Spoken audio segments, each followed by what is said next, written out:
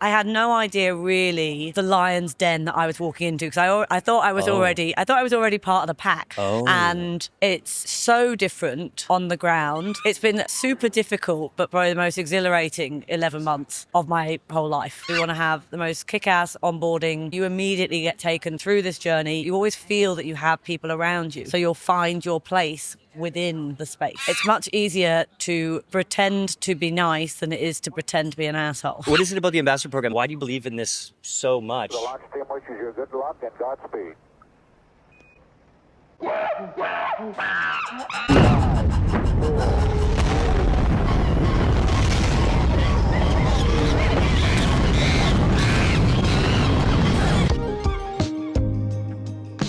Space Monkeys blasting off. She's the global program director of the Polkadot Ambassador Program, and we're very lucky to have her on the show. Long time in the making, actually. Lucy, welcome to Space Monkeys. Thanks, Jay. We just had a banger event in Vancouver. This did. Was the very first Ambassador Meetup. Yeah.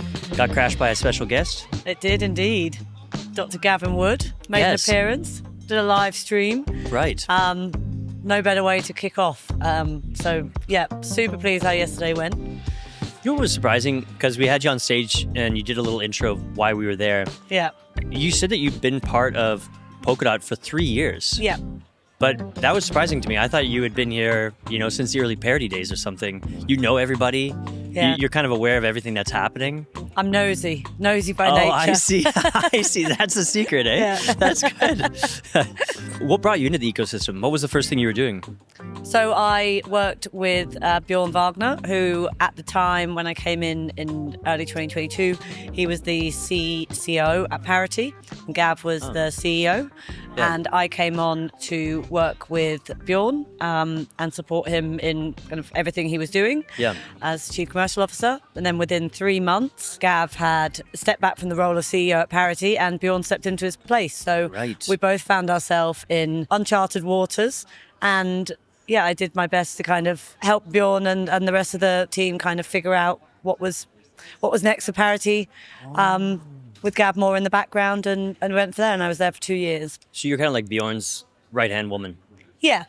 His chief aide or chief whip, I used to say. Ah, nice. Yeah. Very good. Before that, I worked for a company called Improbable, which was a gaming company turned metaverse company. Okay. And before that, I worked with Nicholas Zenstrom at Atomico, which is a fintech company, but Nicholas founded Skype back in the early noughties.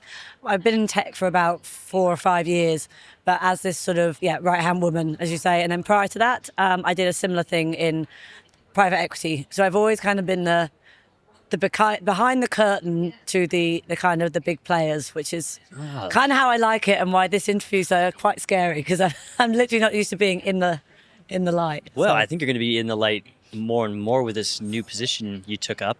Now, you said nosiness is one of the qualities that has really, led to your success. Yeah. What else does it take to be behind the curtain of these people? I love people, and I love being around people. I find people fascinating. I love feeling I'm a part of something. And I think my whole career is wanting to be a part of something. And I've always put in more hours than I'm supposed to. I've always done more than I'm supposed to, because when I do anything, I do it as part of a community, part of a team, which I think why Polkadot has completely kind of captured my heart, because I see it as a social experiment, but with a hugely lofty goal of bringing people together that nowhere else I've worked ever has. It's an interesting industry when it comes to people and social. Yeah.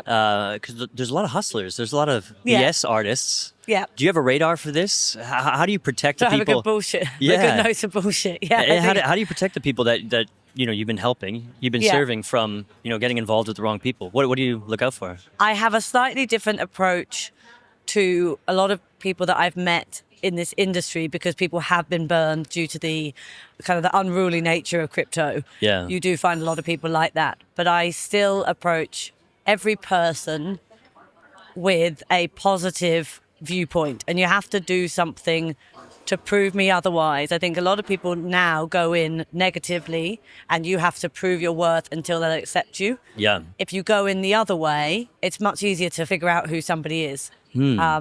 You won't make the wrong judgments as many times. I think it's much easier to pretend to be nice than it is to pretend to be an asshole. I see. Yeah, That's how I very would good. say. Yeah. Okay, so when you rolled into Parity, wow, what a crazy time to roll in, because Gav, that was huge when Gav stepped down as Yeah. CEO, and that actually unlocked his immense creativity again. Exactly. Yeah. Just thank God. And then Bjorn is thrust in this role, which he still carries today. Yes. What was your impression of the organization? Obviously, this was also before the decentralization happened, right? So I guess the organization was probably a little bloated or something. What was your impression? I think that was the big problem. But I think it happens with most startups, Right. is this problem with bloat. Parity was started as the engine room of Polkadot. And by the time we came to decentralize in late 2023, only 1 in 3 were engineers. Oh, wow. Which is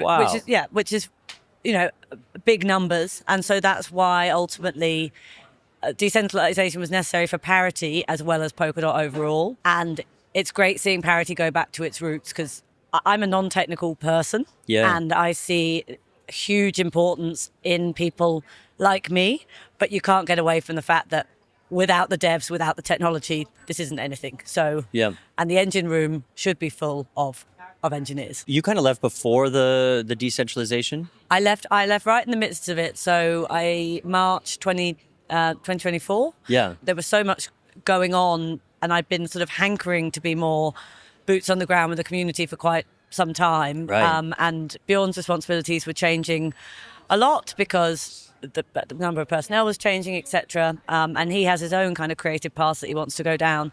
So it was a perfect time for me to sort of take the leap whilst we were in the midst of it all. And so that's what I did in March 2024. Yeah, that's nice. I mean, especially at that time, Parity was a lot more separate from the community and what was really happening with OpenGov and kind of the things that might interest you, right? Socially. Exactly. Yeah, and I had no idea really the lion's den that I was walking into, because I thought I was already part of the pack. Oh. And it's so different on the ground than, because Parity and the Web3 Foundation were so separate. It's been a super difficult, but probably the most exhilarating 11 months of my whole life. The best people I've ever worked with. It gave me a bloody hard time, but it has been worth it, and I understand why. And I hope that by being here, I can continue to serve as a bridge kind of between both worlds. Because I think there's a lot of misunderstanding between both. And I think those communication channels, the kind of the connecting of the dots, the being that kind of nosy, know-it-all person on the ground, share the information that's not being shared is super important. So when you left Parity, I mean, you didn't really go anywhere. But you hadn't quite started this ambassador mission yet right away. No. What was that little journey like there? Well, I left Parity on the 8th of March, on the 7th of March. On the 8th of March, I flew to Bangkok to be part of Sub-Zero. So I remember seeing you there, yeah. And I volunteered at Sub-Zero, rewrote the agenda to bring Gavin. So I didn't stop, and I'm glad I didn't. So I spent the next few months going to every event, and then I started hosting investor dinners. I worked alongside Polkadot East, and I worked with the Web3 Foundation. Sure. And so that was really a big passion of mine, and still is. This, again, it's the bridging of the externals with the community. Right. All at the same time, Giotto was releasing Ambassador 2.0 program. Yeah. And he said to me, I think it was probably a week after I'd left Parity, that I should apply to be a head ambassador. Yeah. And I couldn't think of anything more terrifying to do at the time.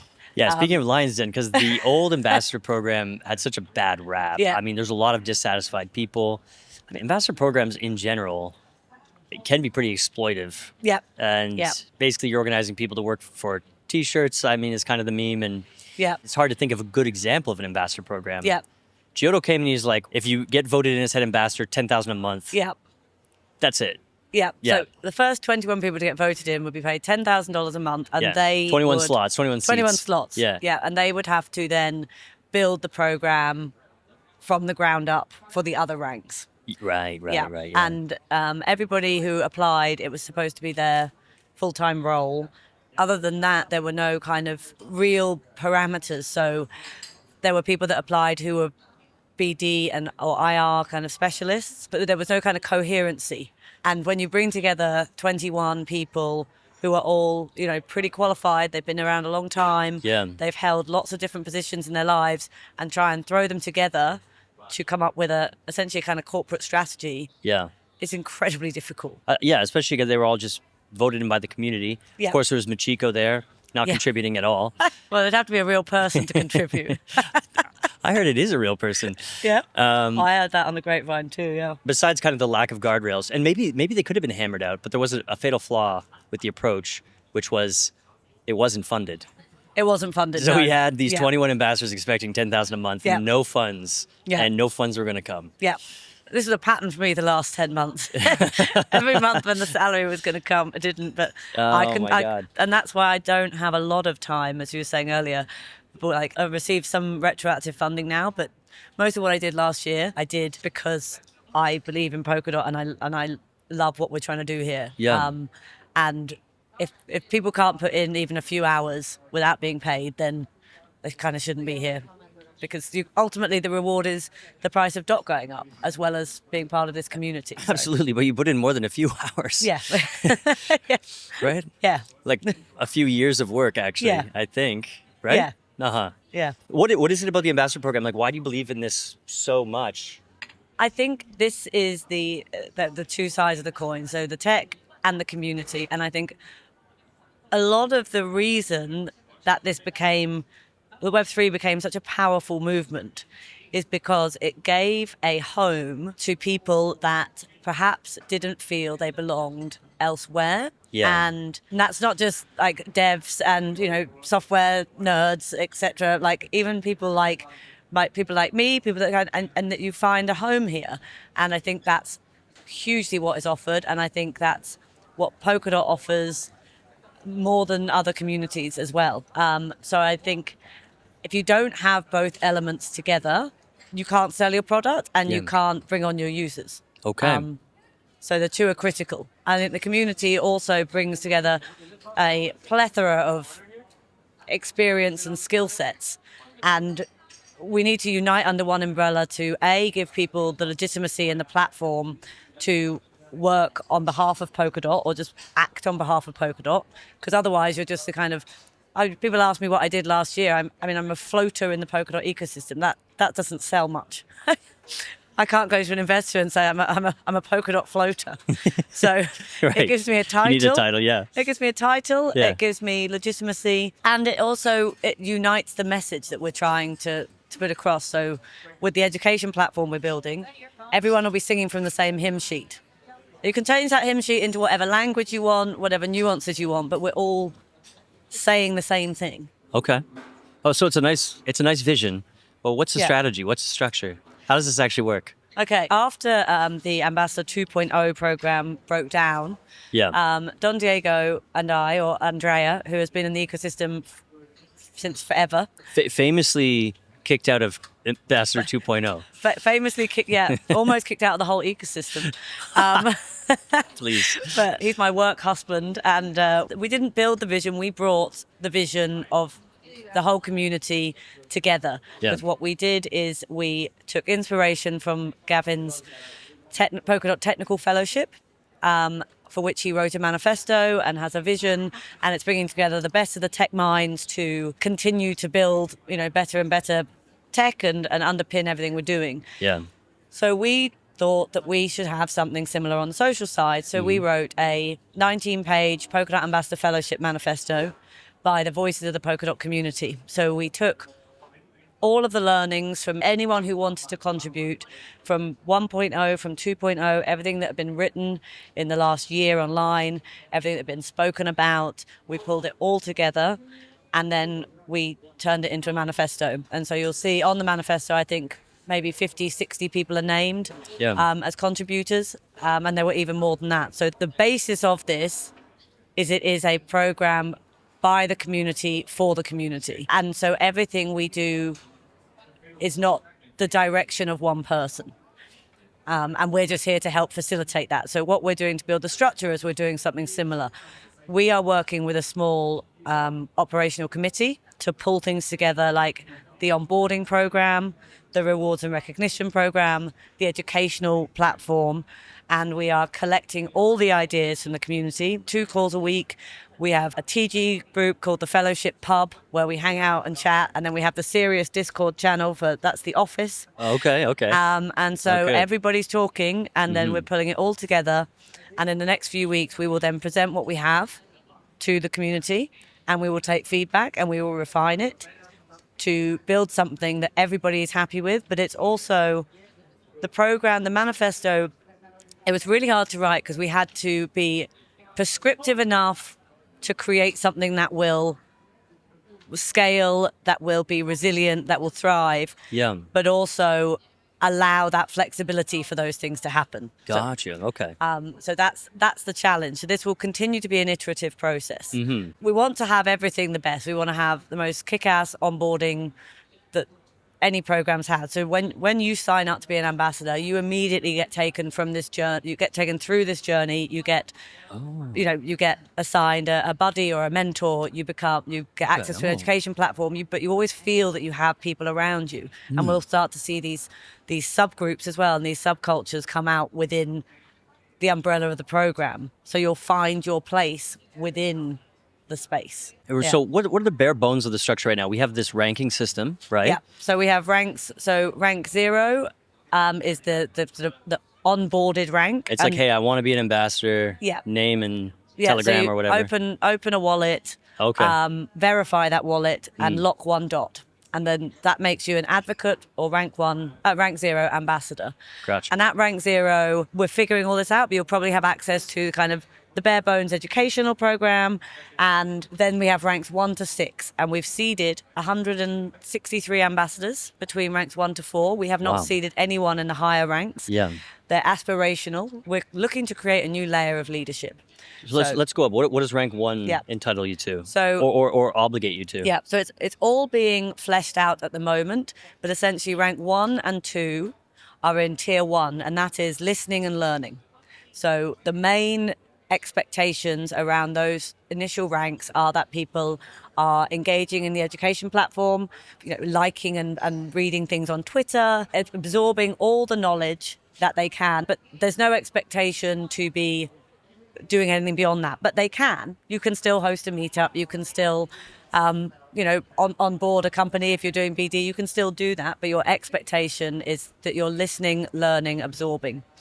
And then when you get up to ranks 3 and 4, that's the active engagement ranks. So that's when you are hosting meetups, you're attending events on behalf of Polkadot, you're engaging in BD activities or investor activities. So that's your kind of the externally facing. And then ranks 5 and 6 are the kind of the leadership ranks. So there's more of an expectation that you're really engaged internally as well as externally. Okay. On one hand, Token 2049 or Consensus will be knocking on your door saying, come and give a keynote about community or about technology, but that's the kind of level. And then internally, you'd be looked to as a leader.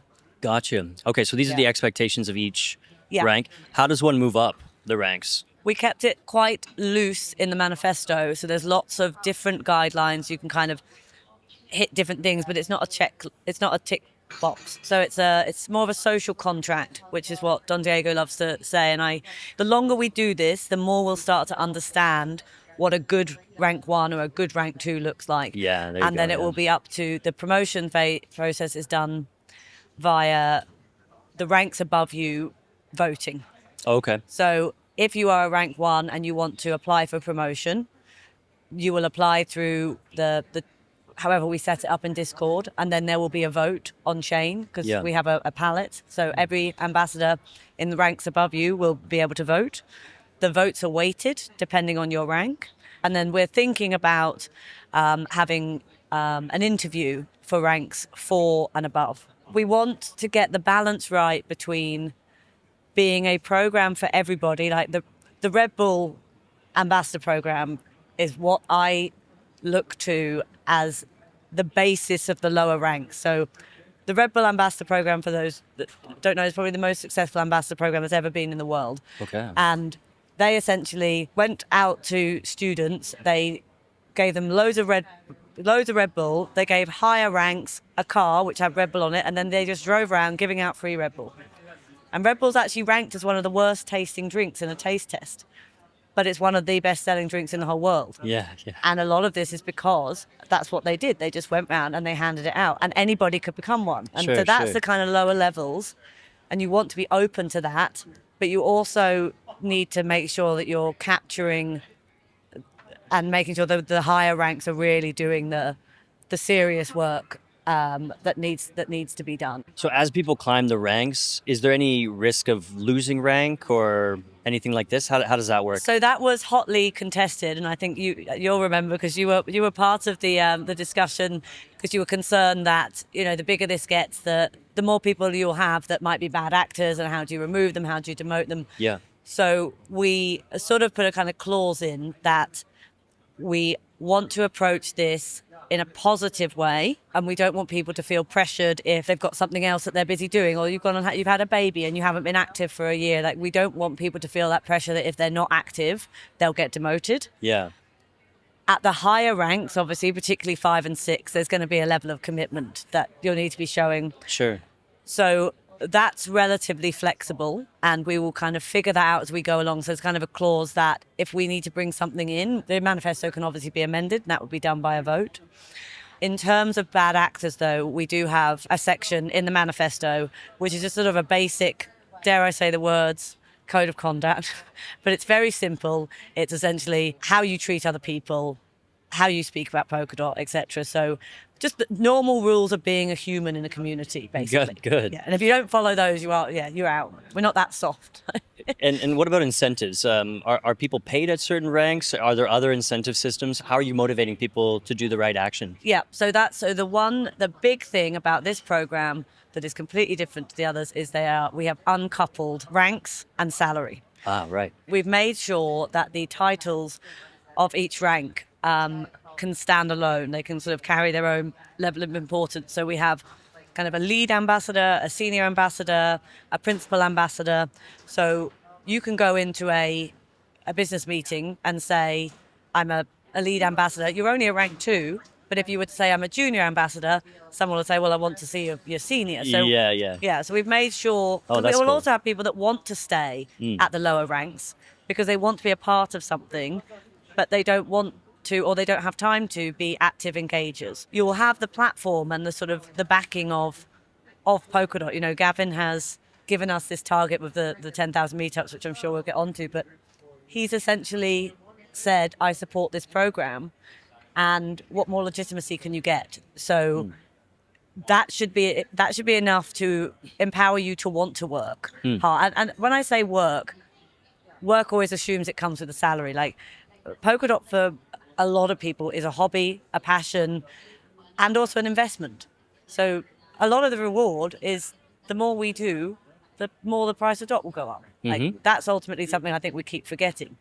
The rewards part, you will get access to a variety of like super cool things, which we're still figuring out, but you will have a state-of-the-art education platform that is being built by Rada from the Web3 Foundation, who just built the PBAX course. Yeah. So he's building that. We just had him on the show. Yeah, exactly. So he is building that for us. Again, we're taking feedback from all of the community. It won't just be a tech platform.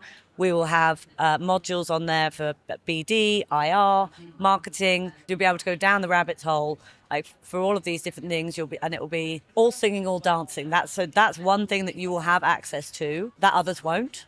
And then we will be doing things like Ambassador of the Month. Like, these are the kind of the fun things. So like lightning prizes, spot prizes.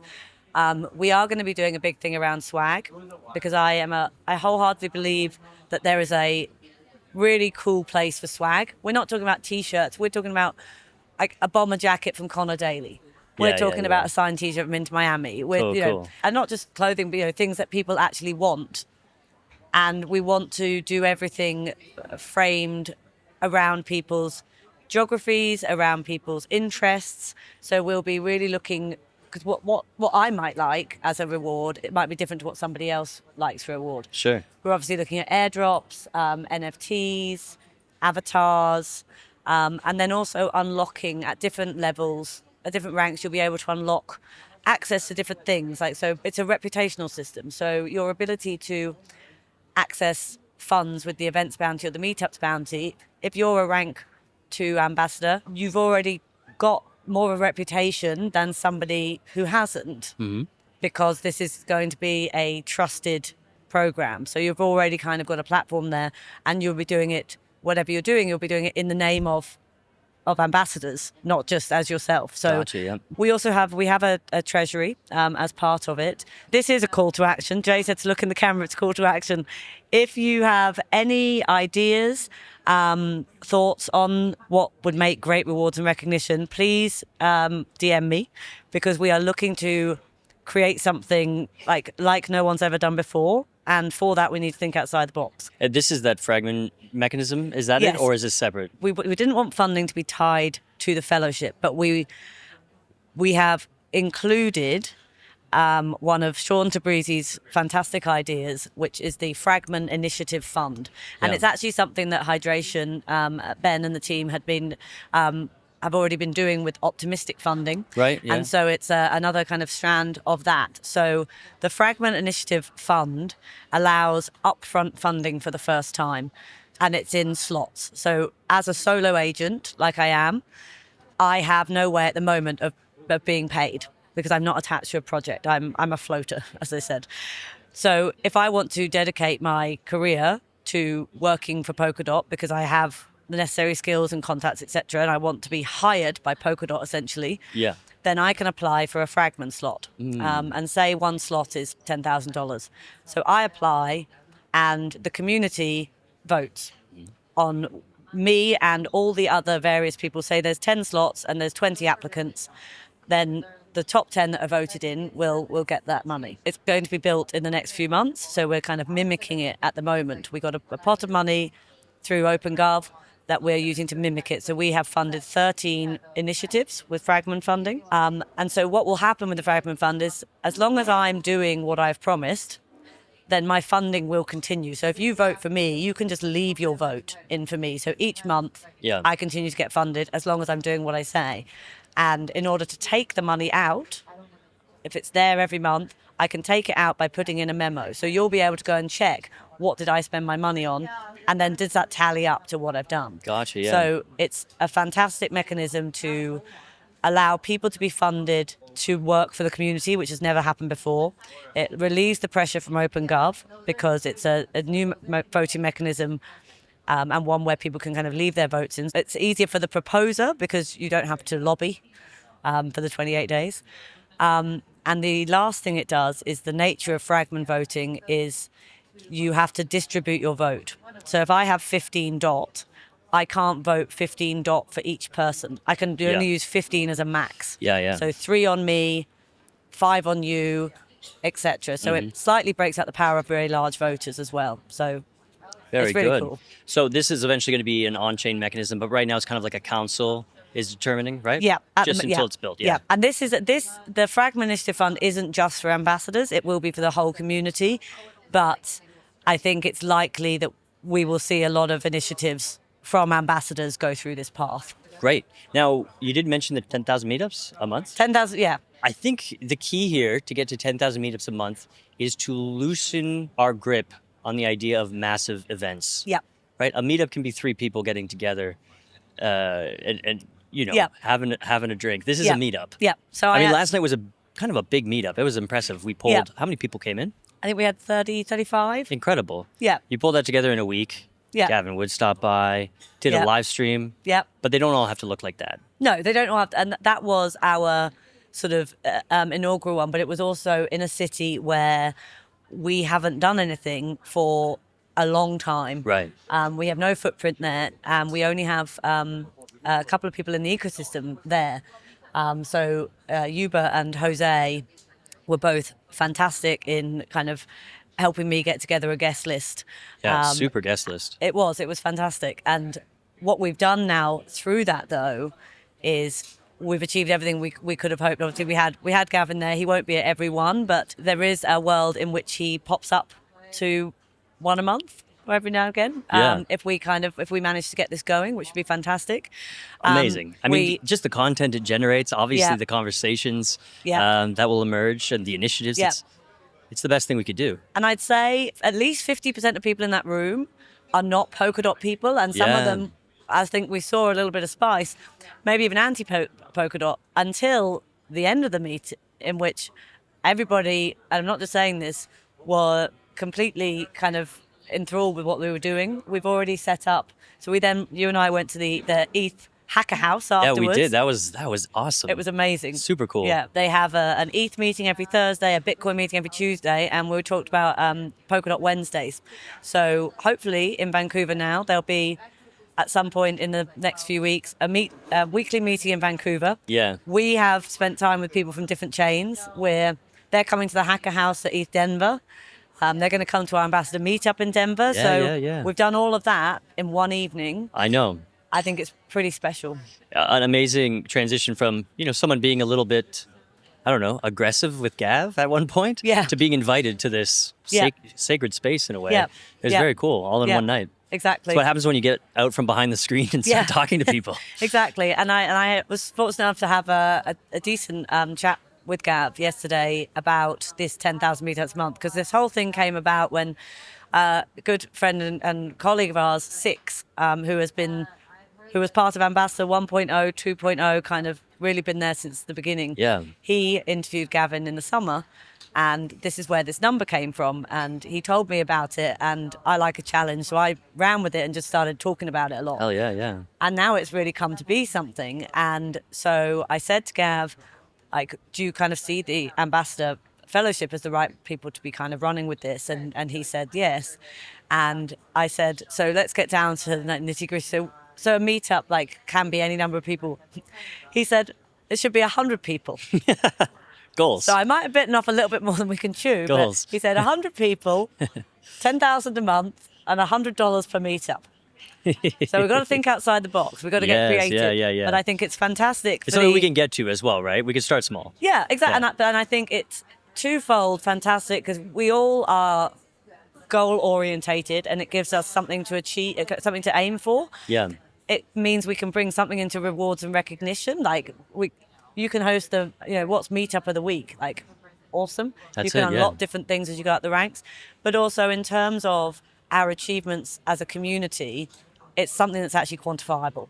We can have a big billboard that goes round with the number of meetups that we're having, every day. Because I think it works out something like 300 a day, which is oh insane. My God! Yeah. Yeah.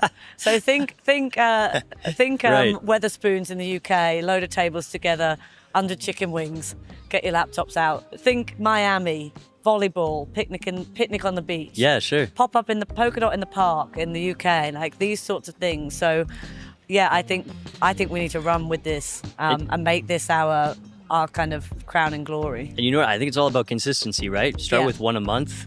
Get it to one a week, same time, maybe even same place or same neighborhood, something like that. Yeah. Can really pick up from there. Yeah, exactly. Yeah. And like Gav said, this was 2013. That's what he was doing, chicken wings and Weatherspoons with a laptop. Yeah. And I think reigniting that passion and realizing, like I said, the price of DOT going up is the ultimate, that's your ultimate salary. That's your payout at the end. Yeah. But that's not why we should be here. We're meant to be here to be changing the world with Web3. Yeah. And we want to change the world for the better. Well, Lucy, you are a total inspiration in this ecosystem, an absolute leader. It's rare to find somebody who works as hard and as passionately as you, and I love to see it. I'm so grateful to be working alongside you. And I think you're the person for this job, along with Don Diego Sanchez, Andrea, and I think you guys are going to crush it. Yeah. Looking forward to seeing how this program develops, and thank you so much for coming on the show and fantastic talking about it today. Thanks, Jay.